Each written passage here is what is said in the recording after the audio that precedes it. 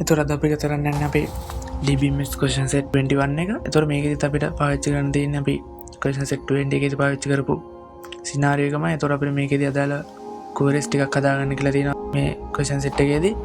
එතකොට මම අපේ SQL software එක open කරගෙන මේ questions වලට අදාළ queries ටික හදාගෙන යන්න. එතකොට මුලින්ම අපිට පළවෙනි ප්‍රශ්නේදී කියලා තිබුණේ first term එකේදී mathematics subject එක අරගෙන තිබුණා highest mark එක මොකක්ද කියලා. එතකොට ඒකට මම query එක type කරගෙන යනවා. මේ විදිහට මම select keyword එක දීලා ඊට පස්සේ max කියන keyword එක දීලා brackets ඇතුළේ තමයි අපි select කරගන්න ඕනේ column name එක දෙන්නේ mark කියලා දෙනවා. ඊට පස්සේ මම from keyword එක දීලා අපි student exam mark record කියලා table name එක දීලා අපි අනිත් අපිට join කරගන්න ඕනේ වෙන tables ටික දෙනවා. මුලින්ම අපේ exam term table එක join කරගෙන ඉමු.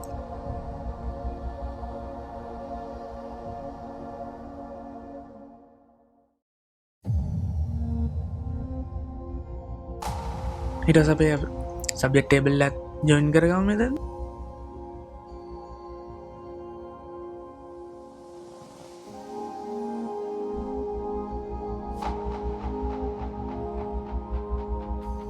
exam term table එක join කරගන්නදී බලලා තියෙන student exam mark record table එකේ තියෙන exam term id එක සමානද කියලා බලලා තියෙනවා exam term table එකේ තියෙන term id එකට.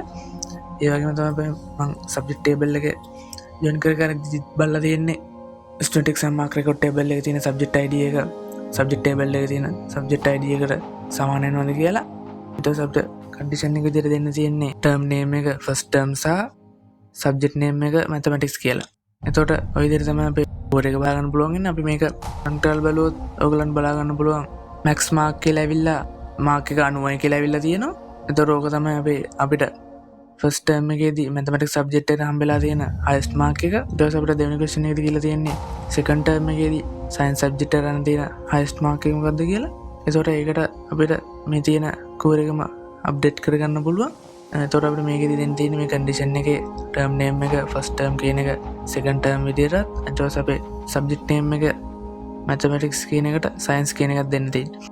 ඊට පස්සේ අපි මේකත් run කරගත්තාම ඔයගලන්ට බලා ගන්න පුළුවන් max mark කියලා ඇවිල්ලා 95යි කියලා ඇවිල්ලා තියෙනවා. එතකොට මේ mark එක තමයි highest mark එක science වලට අරන් තියෙන second term එකේදී.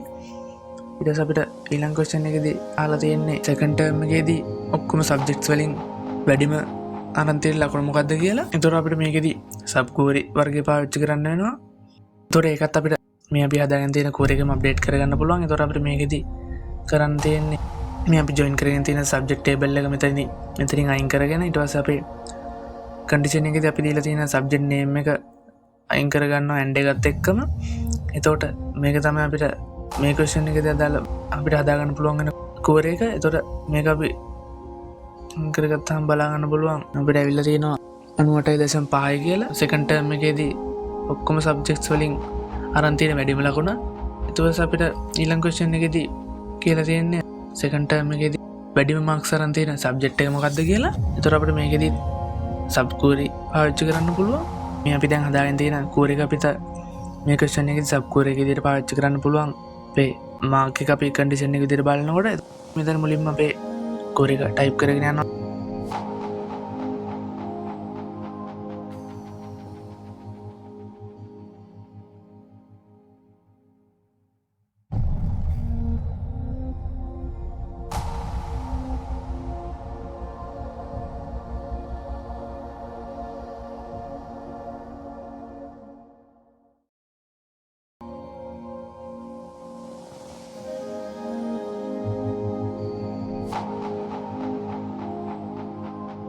මේ විදිහට මම අපේ query එක හදාගත්තා. මම ඒකද කරගෙන තියන්නේ subject name එක බලලා තිනවා subject table එකෙන්. ඊට පස්සේ මම join කරගෙන තිනවා student exam mark record table එක. ඊට පස්සේ මම condition එක දීලා බලලා තිනවා mark එක ඉන්ද කියලා. ඒ කියන්නේ දැන් අපි බලන්න යන්නේ මේ mark එක කීයද කියලා. අපි ඒක තමයි මේ අපේ කලින් query එකේදී අපි හදාගෙන තිබ්බේ. ඒක තමයි අපි මේකෙදී sub query එක විදිහට පාවිච්චි කරන්නේ. ඒතර මම මේකෙදී mark කියන එක අපි බලලා තිනවා highest mark එකද කියලා. ඒකට අපි in කියන keyword එකක් දීලා ඊට පස්සේ brackets ඇතුළේ තමයි අපේ sub query එක දෙන්නේ. මේ විදිහට මම අපේ query එක හදාගත්තා. අපි මේකත් run කරගත්තාම ඔයගොල්ලන්ට බලා ගන්න පුළුවන් second term එකේදී highest mark කරන් තියෙන subject එක මොකක්ද කියලා ඇවිල්ලා තියෙනවා Sinhala language and literature කියලා. ඒතර මේක තමයි second term එකේදී highest mark කරන් තියෙන subject එක. ඊට පස්සේ අපිට ඊළඟ ක්වෙස්චන් එකේදී අපිට කියලා තිබුණේ සෙකන්ඩ් ටර්ම් එකේදී highest mark අරගත්තු ස්ටුඩන්ට් ගේ details ටික හොයාගන්න කියලා. ඒතර අපිට ඒකෙදි සබ් query පාවිච්චි කරන්න පුළුවන්. ඒතර ඒකෙදිත් අපිට අපි මේකෙදි හදාගෙන තියෙන සබ් query එකම මේකෙදි සබ් query එක විදිහට පාවිච්චි කරන්න පුළුවන්. මම මේ මුලින්ම මේ query එක හදාගෙන යන්න.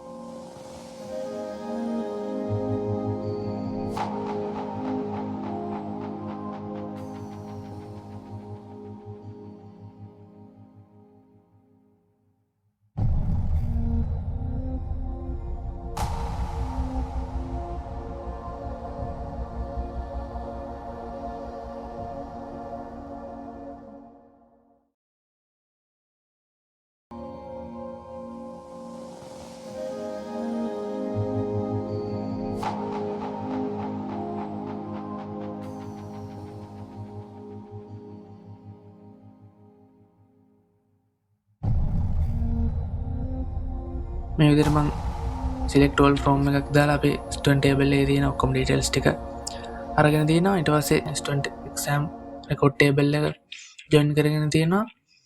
ඊට පස්සේ මම condition එක දීලා බලලා තියෙනවා mark එක ඉන්න කියලා අපේ sub core එක දීලා තියෙනවා. ඒකෙදිත් මම කරගෙන තියෙන max mark එක බලලා තියෙනවා student exam mark record table එකෙන්. ඊට පස්සේ මම ඒකදී exam term table එක join කරගෙන තියෙනවා. ඊට පස්සේ ඒකෙදිත් sub core එකේදී condition එක විදිහට මම බලලා තියන්නේ term name එක second term ද කියලා. එතකොට මේක අපි run කරගත්තාම බලා ගන්න පුළුවන් second term එකේදී highest mark කරන් දෙන student ගේ details ටික මේ විදිහට අපිට ඇවිල්ලා තියෙනවා. ඊට පස්සේ අපිට ඊළඟ question එකේදී කියලා තියෙන්නේ first term examination එකේදී mathematics වලට highest mark අරන් දෙන student ගේ details ටික හොයාගන්න කියලා. එතකොට අපිට ඒකෙදිත් අදාළ core එක මම මෙතනදී හදාගෙන යන්න. එතකොට මම මේ තියෙන core එකම අපි update කරගන්න. එතකොට මේකෙදී අපිට කරගන්න තියෙන subject name එක දීලා mathematics දෙකේ බලන්න තියෙනවා. ඒ වගේම තමයි අපිට අපේ subject table එක join කරගන්න ඕන අපේ sub core එක ඇතුළේදී අපි මේ sub core එකේදී condition එකක් බලන නිසා subject name එක mathematics ද කියලා. ඒතකොට අපිට ඒකට subject table එක join කරගන්න වෙනවා sub core එක ඇතුළේදී.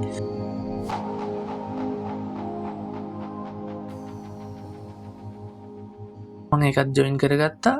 ඊට පස්සේ අපිට මේක run කරගෙන බලන්න පුළුවන්. first term එකේදී mathematics වලට highest mark කරන් තියෙන student ගේ details ටික ඇවිල්ලා තියෙනවා mark එකත් එක්කම. එතකොට විදිහට තමයි අපේ question set 21 එකට දාලා answers ටික බලා ගන්න පුළුවන් වෙන්නේ. අපි ඒතර අපේ question set 22 එකත් එක්ක අපි ඊළඟ වීඩියෝ එකේදී හම්බෙමු.